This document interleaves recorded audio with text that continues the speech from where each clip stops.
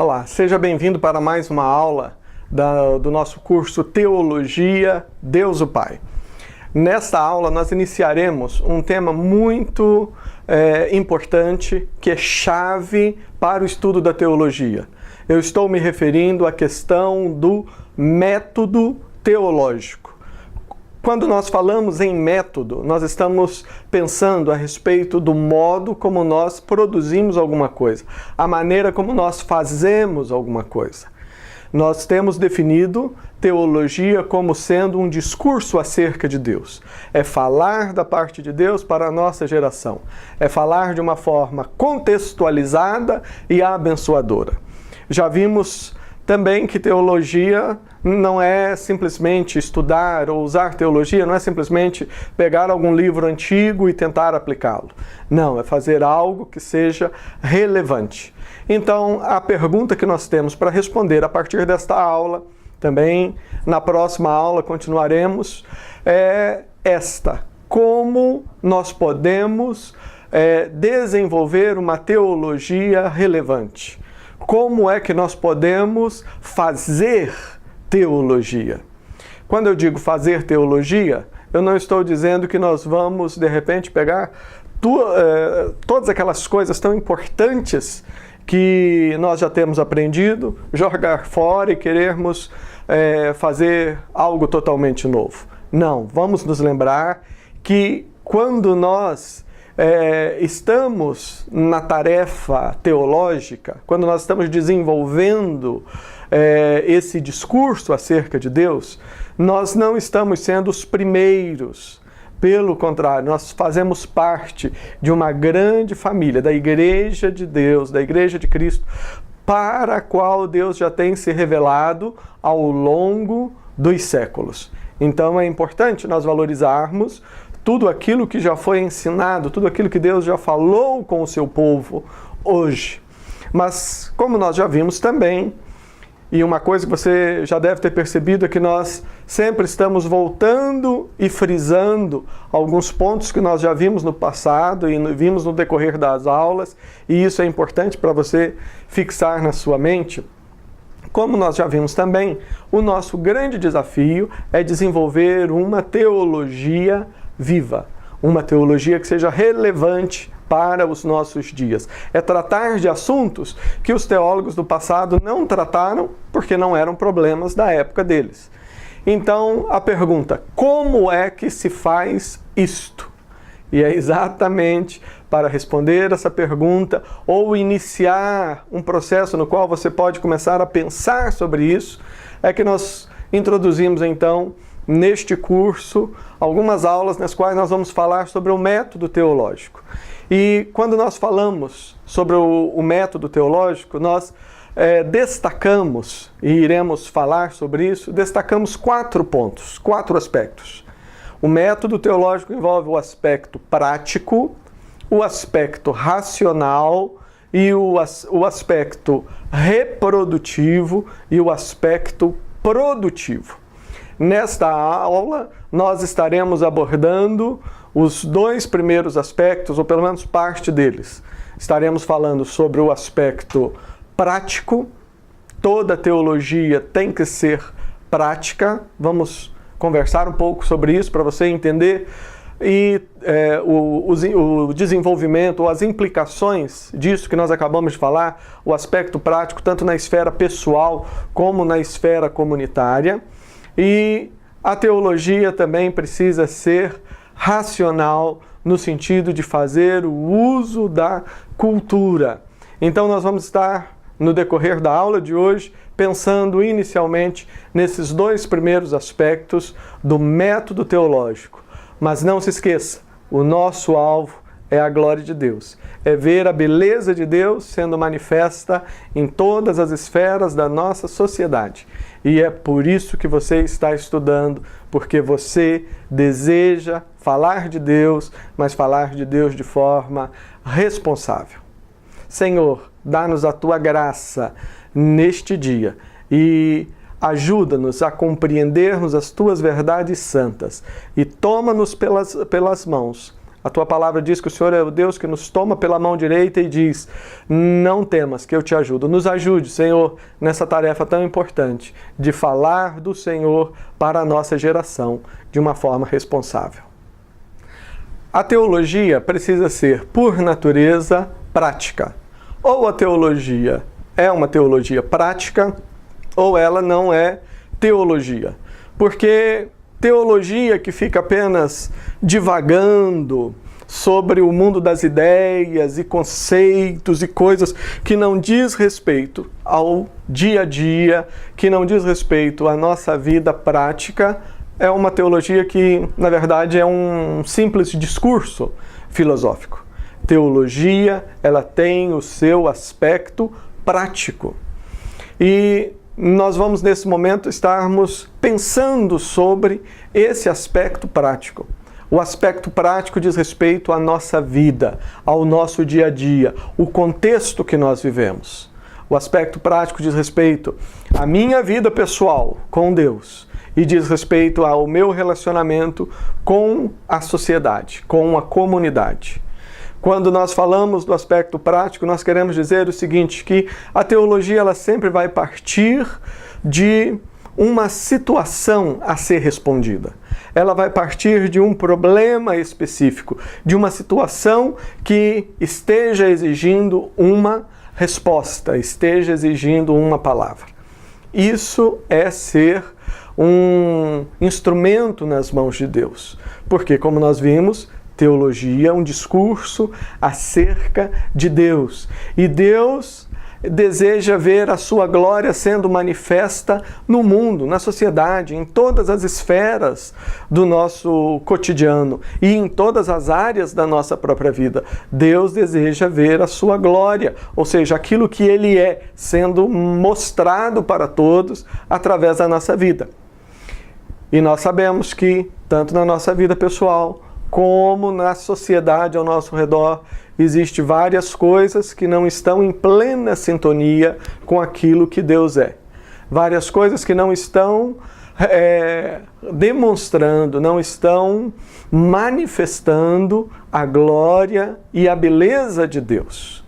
Então é por isso que a teologia ela é prática. Ela é prática porque Deus deseja que algumas atitudes sejam tomadas, Deus deseja que coisas sejam feitas, que transformações sejam realizadas, que novos processos tenham o seu início. E tudo isso deve ter o seu início a partir da palavra de Deus. A teologia ela é prática. O método teológico ele parte de um problema concreto, e faz todo o percurso que nós vamos ver do método teológico, passando daí para o ponto racional, reprodutivo e produtivo, com o objetivo de voltar para essa situação prática e trazer transformação e mudança para ela. Mas vamos pensar um pouquinho no aspecto, primeiramente, o aspecto pessoal. A teologia, ela envolve, no seu aspecto prático, ela envolve o aspecto pessoal. Calvino, ele inicia a sua obra, As Institutas, a instituição da religião cristã, uma obra famosa de João Calvino, ele inicia com essa afirmação, que a partir do momento em que o homem conhece a si mesmo, ele conhece a Deus, e quanto mais nós conhecemos a Deus, nós conhecemos a nós mesmos. A teologia ela é prática porque ela me ajuda a saber quem eu sou, ajuda a saber as minhas necessidades e as minhas dificuldades e as minhas lutas e os meus anseios. Precisamos primeiramente entender que para fazermos teologia, para fazermos esse discurso da parte de Deus, nós precisamos primeiramente ter um relacionamento com Deus. Um relacionamento pessoal com Deus através de Jesus Cristo. E aqui nós temos então uma definição importantíssima que precisa ser feita e nós vamos ao longo até das outras matérias, vamos estar enfatizando, que é a diferença que há entre religião e evangelho. são duas coisas aparentemente semelhantes, mas totalmente diferentes. Religião é totalmente diferente do Evangelho. E nós poderíamos dizer que Deus, ele tem uma verdadeira repulsa, um sentimento repulsivo pela religião. Deus, ele não se revela na religião, Deus se revela no Evangelho. Mas vamos explicar os dois conceitos para você entender bem. A religião, ela trabalha dentro daquele princípio que diz o seguinte: eu obedeço para ser amado. Mesmo o cristianismo que fala do Evangelho, ele tantas vezes se transforma em religião, se transforma em discurso religioso. E a religião, ela vai dizer isso, que você tem que ser amado, você tem que obedecer para ser amado. Você precisa obedecer para ser amado. Em outras palavras, a base, o fundamento do seu relacionamento com Deus está em você mesmo. Essa definição não é uma definição teológica, é uma definição da antropologia. Se você for procurar os compêndios e enciclopédias de antropologia, elas tratam religião dessa maneira, ou seja, a religião nada mais é do que o meio por meio do qual o homem tenta manipular a divindade, seja cristão ou pagão. O religioso, ele tenta manipular e mover a divindade através de rituais, sacrifícios, promessas e tantas outras coisas. Em outras palavras, a base da religião é o indivíduo. Eu faço, por isso eu mereço, e eu mereço, então Deus é obrigado a fazer isso ou aquilo por mim. Religião, por ser dessa maneira, é algo que ofende a Deus. O religioso, na verdade, ele está cometendo um pecado a mais, que é o de confiar em si mesmo. Se você olhar o Evangelho de Mateus, por exemplo, e os demais evangelhos, você vai ver que os discursos mais pesados de Jesus Cristo não foi dirigido aos publicanos, nem foi dirigido à mulher adúltera, mas os discursos mais pesados de Jesus eram dirigidos exatamente aos religiosos. E era assim que ele chamava os fariseus, raça de víboras, sepulcros caiados, filhos do diabo e assim por diante. E Jesus Cristo disse algo muito sério. Ele disse que o religioso, essa pessoa que fica falando que você tem que chegar até Deus pelo seu próprio esforço, que você tem que primeiro obedecer para depois ser amado, é igual uma pedra que não entra nem se lança nos braços de Deus e ainda atrapalha quem está vindo atrás. A religião diz então que eu tenho que obedecer para ser amado. Mas quem consegue ser justo por si mesmo? Quem conseguiria ser amado por Deus se esse fosse o caminho? A própria palavra de Deus diz que Deus olhou dos céus à terra e não achou um justo sequer, e foi exatamente por isso que ele mandou Jesus. Foi por isso exatamente que ele amou ao mundo inteiro, ao ponto de mandar o seu Filho para morrer por nós, para que tivéssemos vida e vida eterna. Deus amou o mundo de tal maneira que deu o seu Filho unigênito para que todo aquele que nele crê não pereça, mas tenha a vida eterna. Jesus, ele trouxe a boa mensagem do Evangelho. E evangelho é diferente de religião. Eu sei, você é pastor ou você participa de uma igreja. Eu não estou falando entre estar na igreja ou não estar na igreja. Eu estou falando a respeito da mensagem que nós estamos falando. Você pode estar na igreja e essa é a nossa oração, que a sua igreja, que o grupo que você frequenta seja um grupo que conheça o Evangelho e pregue o Evangelho. Por outro lado, de repente a pessoa pode estar até numa igreja grande, um templo bonito, e muita gente de repente está falando de religião, ou seja, cheio de pessoas que estão achando que vão chegar diante de Deus pelo seu próprio mérito. Então, a religião diz: eu obedeço para ser amado. O Evangelho, a boa notícia que Jesus nos trouxe foi exatamente essa, que Deus me amou primeiro e por isso eu obedeço. Deus me amou primeiro, por isso eu obedeço. Deus, Ele me conheceu antes mesmo de eu nascer. Antes mesmo dele criar o mundo, Ele me conheceu, Ele me amou. E Ele me amou não porque Ele viu em mim alguma coisa boa, não porque Ele previu que eu faria isso ou aquilo. Ele me amou porque Deus, Ele é amor. E Ele me amou mesmo conhecendo meus pecados, minhas falhas, minhas limitações, mesmo conhecendo todos os meus erros.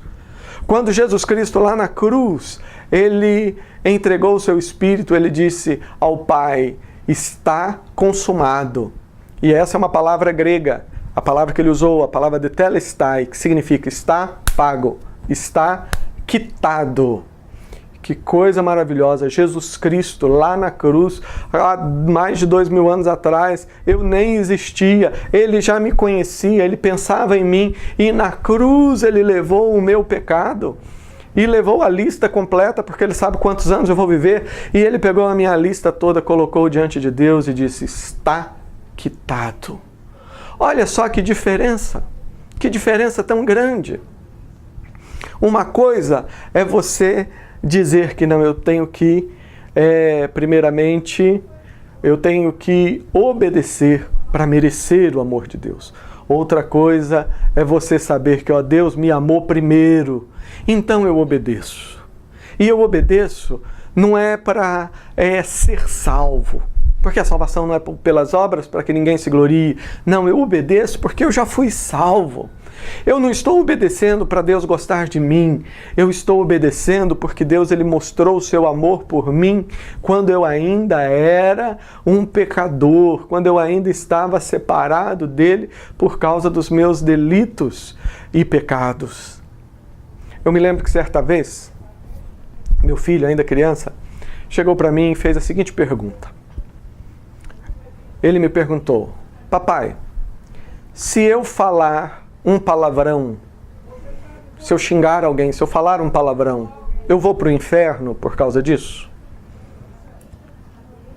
Eu parei, olhei para ele e respondi, falei, meu filho, se você já tem Jesus no seu coração, se você já se rendeu a Jesus, ainda que você fale um palavrão, você não vai para o inferno por causa disso. Só que Deus, Ele vai sentir no coração o fato de você ter feito algo assim. E naquele momento eu disse para ele, olha, a motivação para você não falar um palavrão não é medo de ir para o inferno, não deve ser medo de ir para o inferno, mas a sua motivação para não falar palavras feias, falar palavrões, é o seu amor para com Deus. Isso é evangelho. Graças a Deus ele cresceu amando a Deus e não tinha o hábito de falar palavrão. Veja só, a religião, ela trabalha com a ferramenta do medo. Ela trabalha com a ferramenta do medo e procura forçar as pessoas a tentarem ser boas por si mesmas. Alguém já disse, pastor, mas se a gente ficar ensinando isso, o povo vai... E eu respondi, já sei, você acha que para pastorear o rebanho de Cristo, o rebanho de Deus, você precisa fazer com que esse povo tenha medo. Eu digo para você, não tem nada que ofenda mais o coração de Deus do que uma igreja cheia de pessoas que estão lá por medo de ir para o inferno. Deus, Ele quer pessoas que o amem. E nós amamos a Deus porque Ele nos amou primeiro. E esta é a mensagem do Evangelho. A religião, ela produz pessoas orgulhosas. A religião, ela produz pessoas que confiam em si mesmas. A religião, ela produz arrogância. Porque o indivíduo pensa que, bem, olha, eu sou o melhor.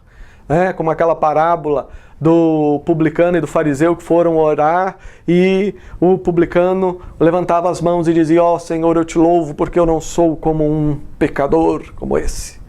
E diz a palavra que o publicano nem sequer levantava a sua cabeça aos céus e dizia, Senhor, sê propício a mim que sou pecador. Veja só, e Jesus disse, olha, o publicano saiu abençoado. Essa é a diferença. A religião, ela faz com que o homem se sinta autoconfiante, orgulhoso, julgue e se ache melhor do que esse ou aquele. O Evangelho não. O Evangelho nos faz perceber primeiramente quão pequeno nós somos e quão grande é o amor de Deus. E é esse amor que, segundo a palavra, nos constrange. Nos constrange.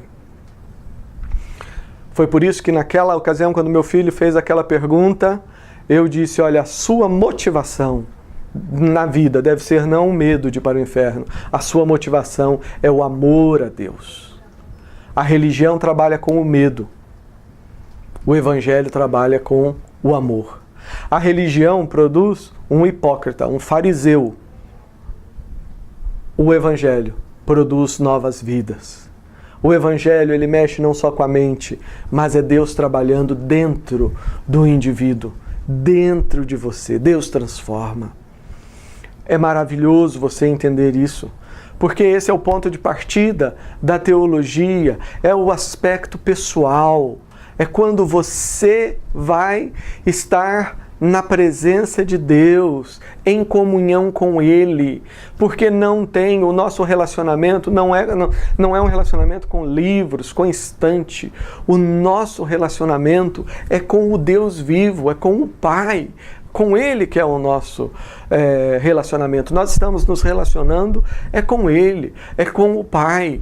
Então, quando nós amamos o Pai, quando nós amamos o Criador, isso vai gerar em nós mudança, isso vai gerar em nós transformação, vai gerar em nós vida nova. Uma outra questão, o religioso, como ele pensa que ele tem que obedecer para ser amado, ele desenvolve na sua mente uma neurose que faz com que ele se chegue a Deus sem nunca tocar nos assuntos que realmente interessam. Sabe aquele pecado que precisa ser tratado? Exatamente esse pecado o religioso ele não toca. Porque ele pensa, olha, eu tenho que obedecer para ser amado. Se eu for abrir os meus problemas, se eu abrir o meu coração, se eu abrir, como nós costumamos dizer, a nossa mala, né, de roupa suja, Deus ele não vai me amar. Eu vou ficar ruim perante Deus. Que loucura! Deus ele já conhece tudo que está lá no seu coração, Ele já conhece tudo aquilo que você fez, Ele conhece tudo aquilo que você tem pensado, Ele conhece tudo aquilo que nós fizemos e aquilo que deixamos de fazer. Então, o religioso ele nunca vai conversar com Deus sobre aqueles assuntos que realmente interessam, mas ele vai ficar dando volta. Agora, a pessoa que vive no Evangelho, ela vai ter liberdade para chegar diante do seu Senhor. Ela tem liberdade, ela se sente tranquila para chegar diante do seu Senhor, porque ela sabe que a base do relacionamento dela com Deus não são as suas obras, mas é o que Cristo Jesus fez lá na cruz do Calvário. É Jesus. Dessa maneira, quem vive no Evangelho é uma pessoa que ela tem liberdade com o Pai. Ela não esconde as coisas do Pai.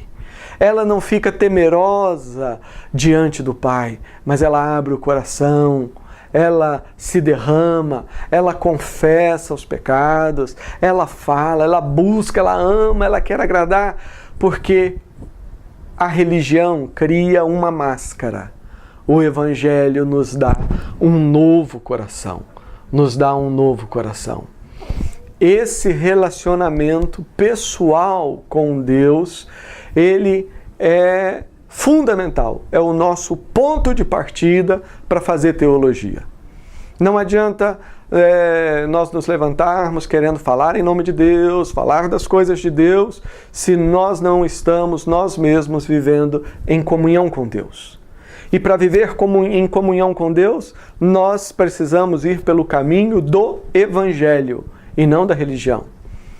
Você deve ter, e se entender isso, vai ter aí a bênção de ver muitas pessoas se rendendo a Cristo, vai levar muitas pessoas ao encontro de Jesus, vai ver a sua célula crescendo, vai ver igrejas crescendo, mas igrejas que não estão pregando religião, que não estão colocando medo nas pessoas, e muitas colocam medo porque na verdade estão querendo arrancar o dinheiro, os bens, manipular as pessoas. A palavra de Deus diz que Jesus é a verdade, e a verdade nos liberta. Você terá um ministério abençoado quando você entender que o nosso relacionamento com Deus é através do Evangelho, e você começar a estudar, a ensinar a Bíblia, e ao invés de tentar você mesmo, tentar mudar a vida das pessoas, você começa a levar as pessoas até Deus, e é Deus que transforma. Nós não conseguimos mudar a vida de ninguém, não conseguimos mudar nem a nossa. Você consegue mudar a sua vida? Não conseguimos. Nós precisamos de Deus. É Deus que muda, é Deus que transforma. E essa transformação, esse é um relacionamento que tem como base, tem como alicerce o Evangelho. O Evangelho de Cristo Jesus. O Evangelho do qual a Bíblia diz, né? Porque eu não me envergonho do Evangelho. Paulo escreve lá no início da carta aos Romanos, eu não me envergonho do Evangelho, porque é poder de Deus para salvação de todo aquele que nele crê, primeiro do judeu, depois do grego, em outras palavras, para todas as nações e para todos os povos. Para fazer teologia, nós precisamos do método. E nós estamos vendo o aspecto prático. O aspecto prático diz, primeiramente, diz respeito à minha vida pessoal e ao meu relacionamento com Deus. Eu não tenho um relacionamento com o livro, não é relacionamento racional de ideias, não, é o meu relacionamento pessoal com Deus.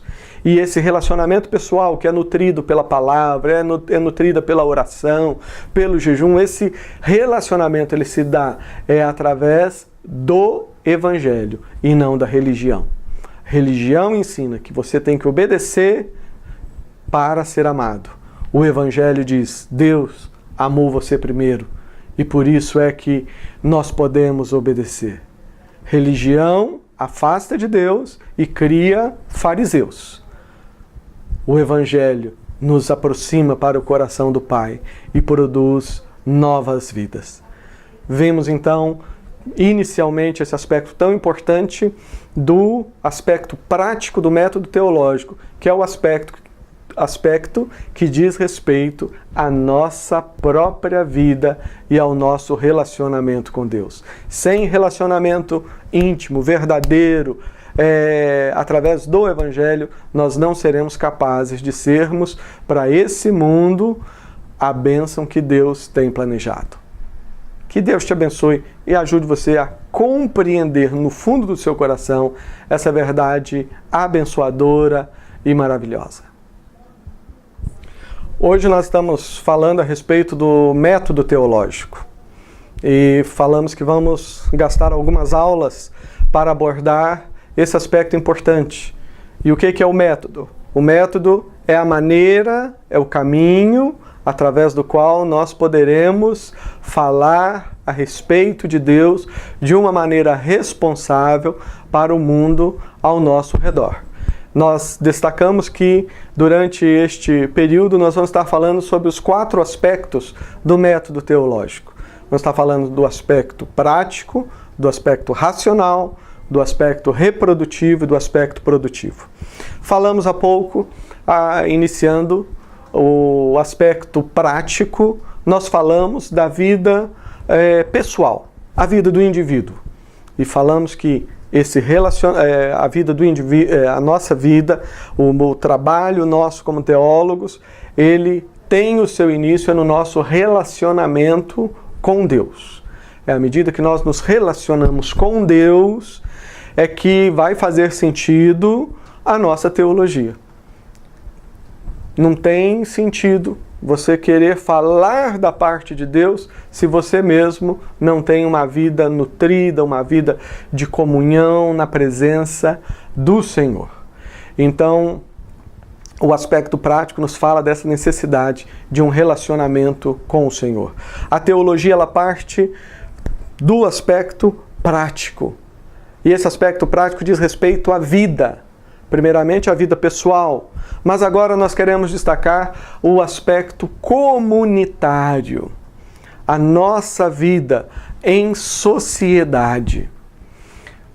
No Evangelho de João, capítulo 1, versículo 14, nós temos uma das afirmações mais estupendas da palavra de Deus, quando diz que o próprio Verbo se fez carne e habitou entre nós, cheio da glória, e através dele conhecemos a glória do Pai. Nós não cremos em 3 deuses, nós cremos em um Deus apenas. Um Deus que é Pai, um Deus que é Filho, um Deus que é Espírito Santo. Nas aulas mais adiante estaremos falando sobre essa questão da Trindade, mas o que nós queremos enfatizar é que quando o Verbo se faz carne, quando Jesus nasce, quando o Filho, cumprindo as profecias, o Messias, ele nasce, ele se torna gente, ele se torna corpo, ele se torna carne. É o próprio Deus e também o próprio Pai que, através do Filho, tem a experiência de ser um ser humano. Que coisa maravilhosa! Ao redor do mundo nós temos encontrado pessoas que têm buscado as mais diferentes experiências. Eu já escutei pessoas falando que queria virar anjo, queria ser anjo. Algumas pessoas vivem negando a sua vida material, a sua vida física. É interessante, e aqui é bom nós fazermos um destaque, que quem criou essa separação do espiritual e do material, quem disse que a matéria é má e precisa ser destruída, e o espírito sim é bom, não foi a Bíblia, foram os filósofos gregos. Os filósofos gregos que viveram naquele período entre o Antigo Testamento e o Novo Testamento. Então, às vezes as pessoas defendem tanto uma ideia antibíblica, achando que estão sendo bíblicos, mas na verdade você está defendendo a filosofia grega. Porque a expectativa do Antigo Testamento e da Bíblia toda é que Deus criou todas as coisas para a sua glória. Tudo foi criado por meio de Jesus e para Jesus. Nós estamos falando da teologia, Deus o Pai, mas na criação, o Pai cria todas as coisas. Diz João que Jesus, o Verbo, estava no princípio com Deus, era o próprio Deus, todas as coisas foram feitas por intermédio dele, sem ele nada do que foi feito se fez, tudo foi feito para a glória dele. E presta bem atenção, Satanás ele não vai conseguir tirar um grãozinho de areia sequer da herança de Jesus. Quando nós olhamos a expectativa da Bíblia, Deus ele termina de criar todas as coisas, florestas, árvores, flores, peixes, tudo. E depois que ele cria tudo, ele diz, eis que tudo é muito bom. Tudo é muito bom. Então, foram os gregos que inventaram essa história de que não tudo é mal e tem que ser destruído. A Bíblia ela não fala em aniquilação do universo, ela fala em redenção, restauração. Por favor, não se levante e já queira ir embora achando, olha aqui, começou a falar heresia, eu quero ir embora. Não, preste bem atenção. Mas eu sei que talvez alguém pense, não, mas Pedro fala que tudo está entesourado para o fogo. Tudo bem, Pedro fala que tudo está entesourado para o fogo. No mesmo texto que ele disse que um dia Deus derramou a sua ira através da água do dilúvio. Então ele está falando que um dia Deus vai derramar a sua ira através do fogo. Mas ele não está falando em aniquilação. Aí eu falei, não levante, fique sentado, dê a chance de explicar. Alguém pode falar, não, mas lá está escrito, está entesourado para o fogo. Você está lembrado do que Pedro, o mesmo Pedro que escreveu lá a carta, o que ele disse no dia de Pentecostes? no dia de Pentecostes, o próprio Pedro pregando, falando a respeito de Jesus que tinha sido crucificado e que Deus agora fez dele o Cristo e que agora ele foi ressurreto. O mesmo Pedro, ele diz lá em Atos que esse Jesus foi elevado às alturas, de onde ele está aguardando a restauração de todas as coisas. E o que significa todas as coisas? A criação.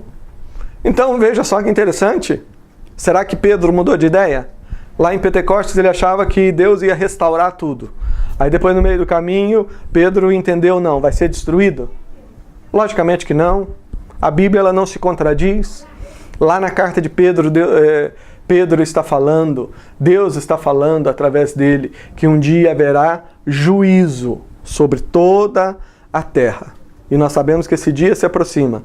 E esse dia precede aquele momento glorioso descrito no finalzinho do Apocalipse, quando novos céus e nova terra, ou seja, a terra restaurada, vai receber dos céus a nova Jerusalém, que é o paraíso. Leia lá depois com calma, você vai ver isso. Então, veja só, o próprio Pedro, ele fala de restauração.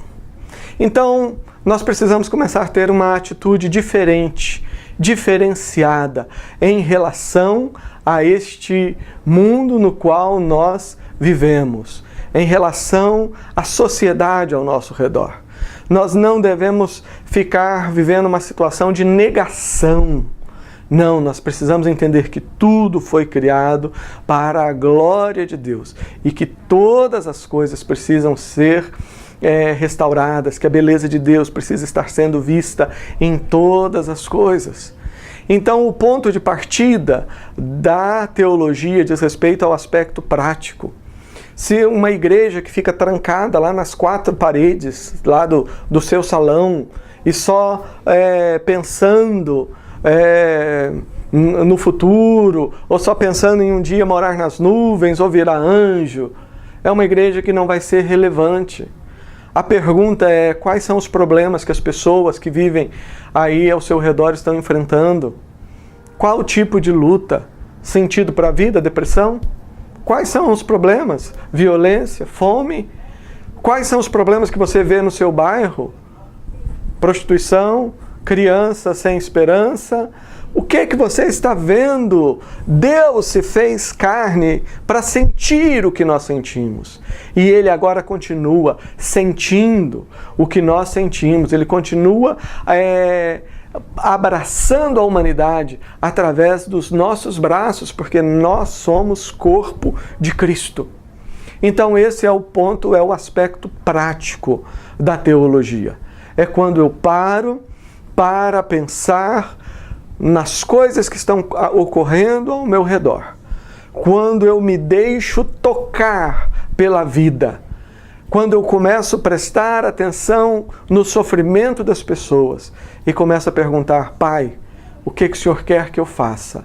Pai, usa a minha boca para falar, meus olhos para ver, meus ouvidos para ouvir. Usa as minhas mãos, Pai, para fazer alguma coisa para a glória de Deus.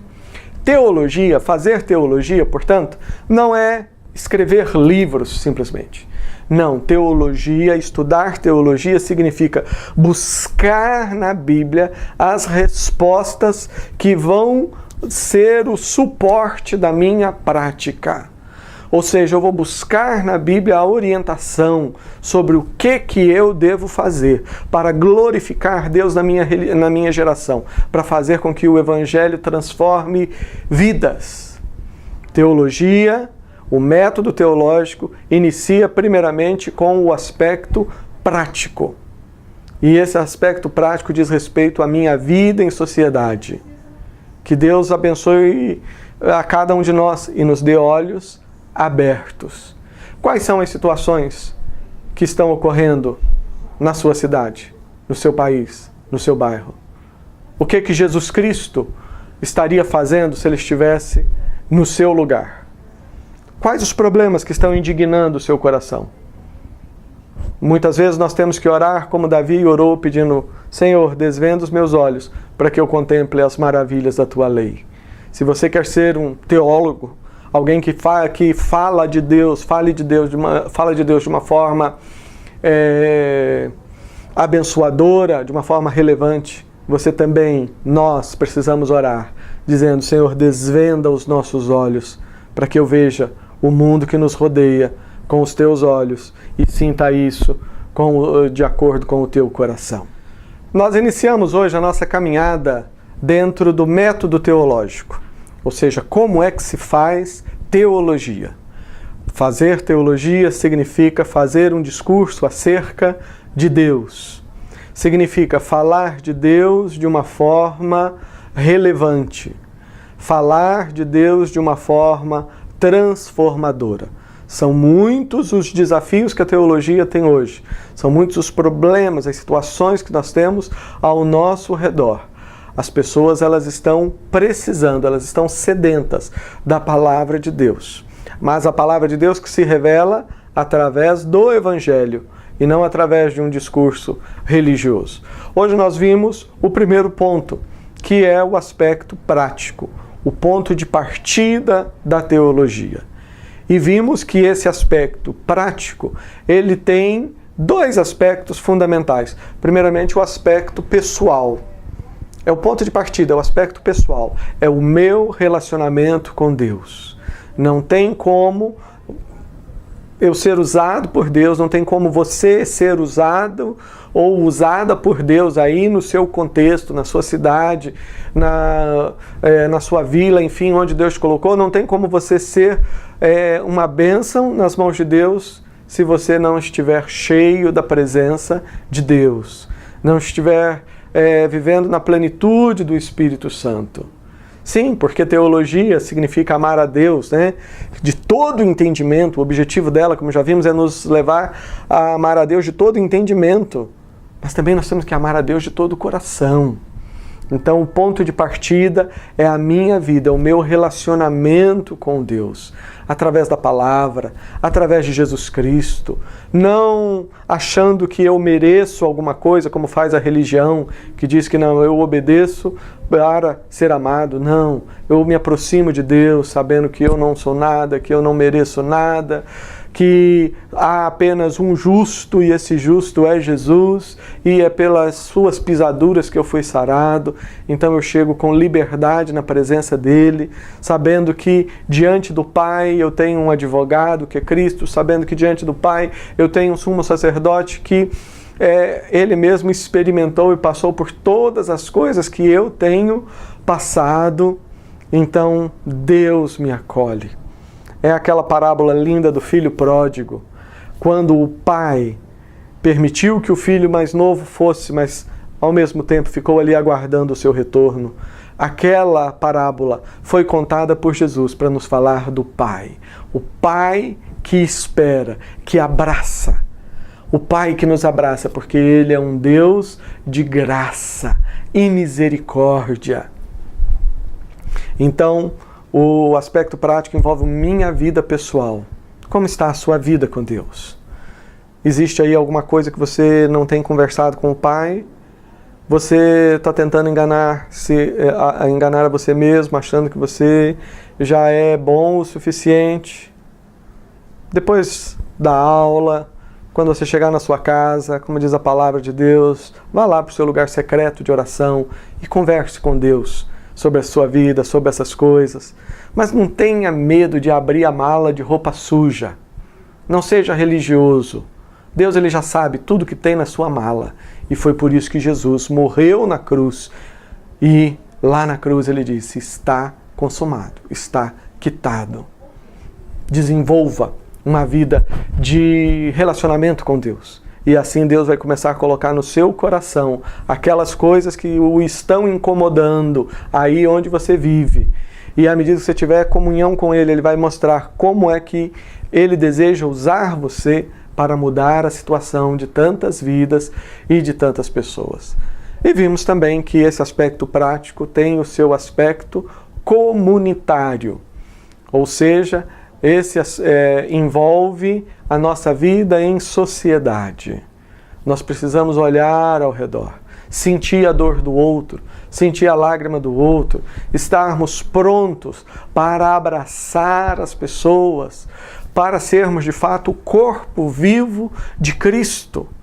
E eu imagino que se Cristo ele estivesse aqui hoje, como ele esteve naqueles dias lá do início descrito no Novo Testamento, eu fico imaginando onde ele estaria na minha cidade, com quem que ele estaria conversando, o que que ele estaria fazendo. Estas são perguntas muito boas para uma pessoa que deseja ser usado por Deus para fazer teologia, para fazer um discurso acerca de Deus, para falar da parte de Deus para a nossa geração, para ser instrumento precioso de bênção nas mãos do Pai. Vejo você na próxima aula, onde nós continuaremos a nossa caminhada, continuando a ver o método teológico. Estaremos vendo então acerca do aspecto racional. Na próxima aula, não perca, esteja aqui conosco.